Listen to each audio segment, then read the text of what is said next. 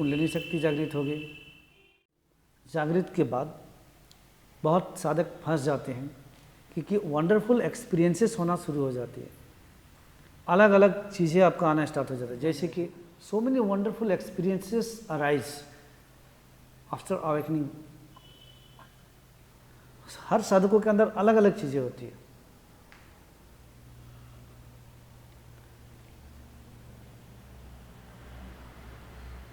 किसी के बोलने की भी कला भी आ जाती है,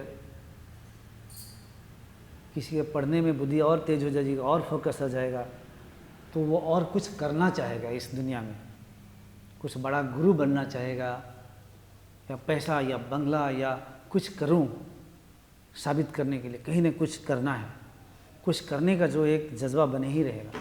और यहाँ पे वो बहुत पावरफुल बन जाता है।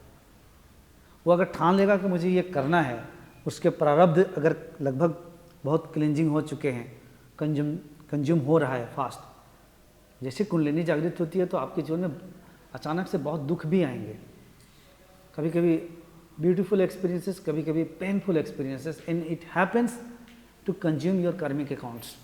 तो धीरे धीरे जैसे कम होते हैं तो आप अंदर से आपका जो संकल्प है धीरे धीरे देखेंगे कि वो हकीकत में बदल रहा है। ऐसी भी आती है कि आज जो काम सोच रहे हैं कि काम हो जाना चाहिए, प्रकृति में वो काम कल आपके लिए सब तैयार हो जाएगी।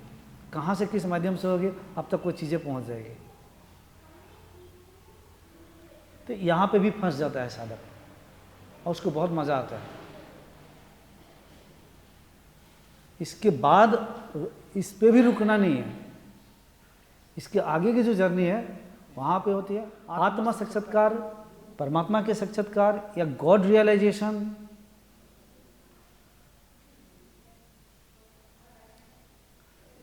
मैं ही ब्रह्म हूँ, ये ब्रह्म नहीं जो मैं, ये और भी ब्रह्म। तो ये ऐसा लगता है ये आत्मा ही सब कुछ है, मैं आत्मा स्वरूप हूँ। तो यहाँ पर भी हालांकि मैंने भी कई टीचिंग में बताया हूँ, कभी कभी साधकों के अनुसार, चित्त के अनुसार कभी कभी बहुत कुछ बोलना पड़ता है, लेकिन इसके आगे भी आपको निकलना है। इसके आगे भी साधकों के अंदर में कभी भी कॉस्मिक बॉडी, जो मैंने पहले आप लोगों से बताया था, कॉस्मिक बॉडी जिसे सूक्ष्म रूप से पूरे ब्रह्मांड जो है, ये भी एक तल पे आपका ही शरीर है। यहाँ पे भी फिर अटका हुआ है। अंत में जो आज शरीर है, बॉडीलेस, टाइमलेस, एम्प्टीनेस, जहाँ पे ब्रह्म है, ये भी मुट जाता है।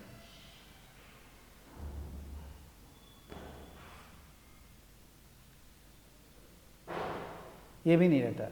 तब आपको अगर बुद्ध का नाम लिया तो बुद्ध के अनुसार निर्वाण की प्राप्ति हुई। हालांकि इसको कई कई शास्त्रों में इसी को कहा गया है आत्मा के साक्षात्कार, निर्वाण। लेकिन ये सब होने के बावजूद भी पूर्व संस्कार उभरते रहते हैं, आते रहते हैं, वो धीरे धीरे खत्म होंगे पूर्व संस्कार।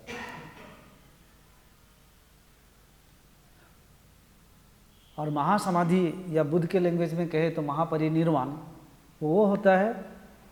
किसी ने जाकर पूछा था बुद्ध से, व्हाट हैपेंस आफ्टर महापरिनिर्वाण, महापरिनिर्वाण के बाद में क्या होता है, और जब मुक्ति हो जाती है उसके बाद में क्या बच जाता है। तो उन्होंने कहा था कि after nirvana there is just a blaze, चितना की एक छोटी सी लहर है शरीर में, वो भी करुणा की लहर है, जिसके वजह से वो अभी है। Then the sadhaka asked, after that what happens after Mahaparinirvana? Then he replied, the blaze disappears. Then he said, there is no question ahead. When the blaze disappears, then the question also disappears.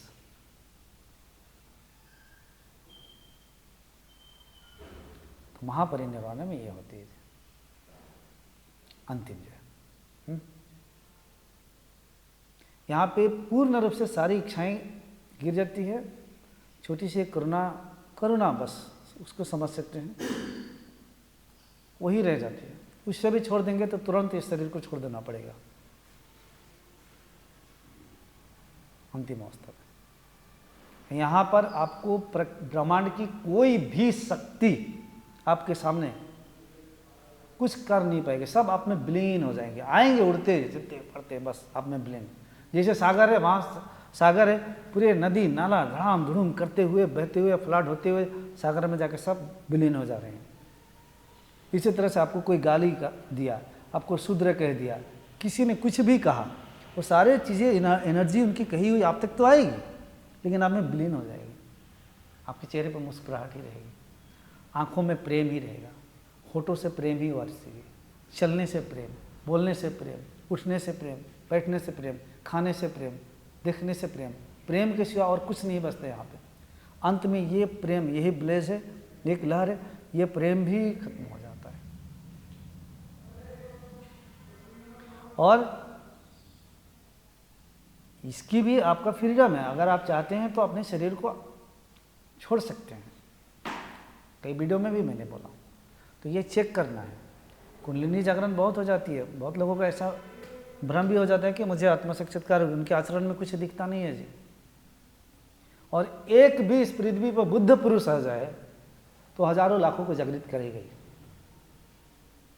क्योंकि वो सत्य स्वरूप होता है, सत्य है ना वहां पर।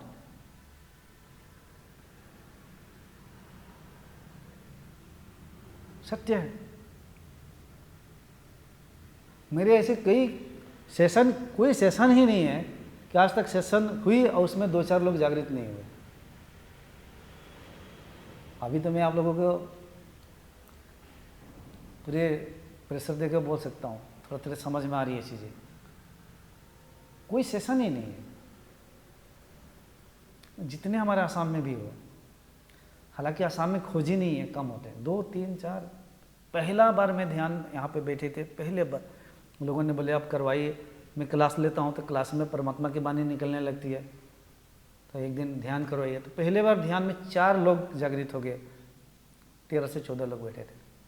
और मुझे भी समझ में नहीं आ रहा था ये हो क्या रहा है।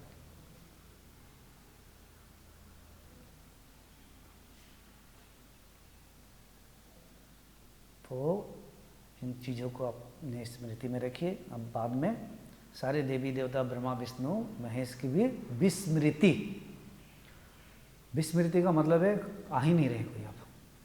और अंदर में कोई भी ऐसा साक्षात्कार का मतलब नहीं है कि कोई लाइट देखे, कोई विष्णु कृष्ण राधा को देखे। बड़े बड़े वृंदावन में सब फंसे हुए हैं, राधा दिख रहे हैं, विष्णु दिख रहे हैं, शंकर दिख रहे हैं, आदि हो गए। ये दिखने वाला जहाँ भी काम आ जाए ना, सोचना कि ये सब फंसे हुए हैं जी। कहीं भी दिखने वाला काम आ जाए, सब फंसे हुए।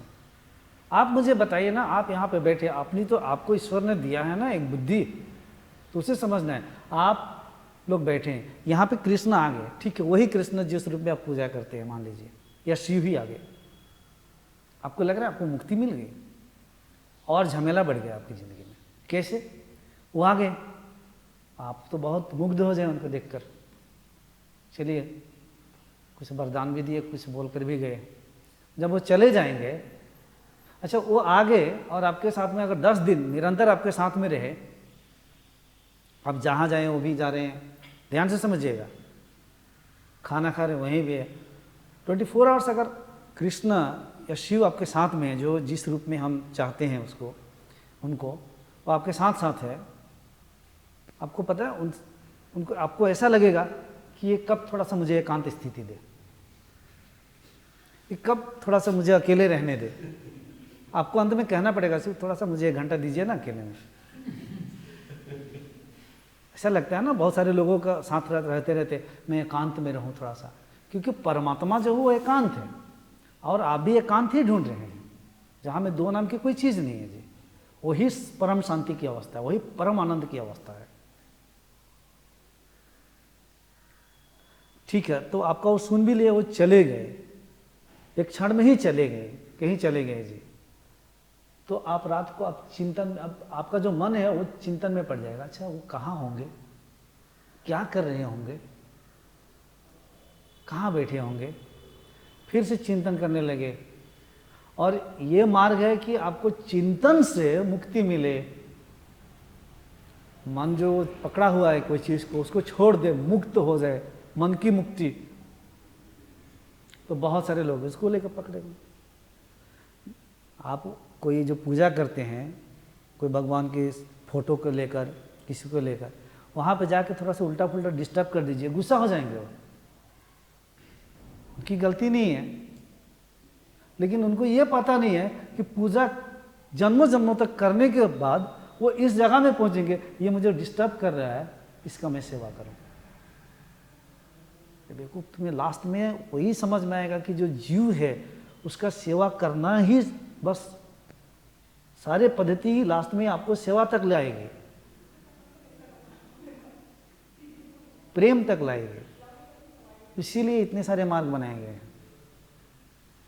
और आप उसी में आपको लग रहा है ये बाधा दे रहा है, तो बाधा कोई नहीं देता। जो भी बाधाएं आती है हमें सत्य तक ले जाने के लिए ही आती है। इसीलिए कोई भी आपके परिवार में हो, आसपास हो, आपको लग रहा है ये मुझे बाधा दे रहे हैं, उनको नमस्कार कीजिए। ये भी परमात्मा की कृपा है, ये भी एक साक्षात्कार दे रहे हैं कि तुम मेरे तरफ मुड़ो, समय आ रहे हैं।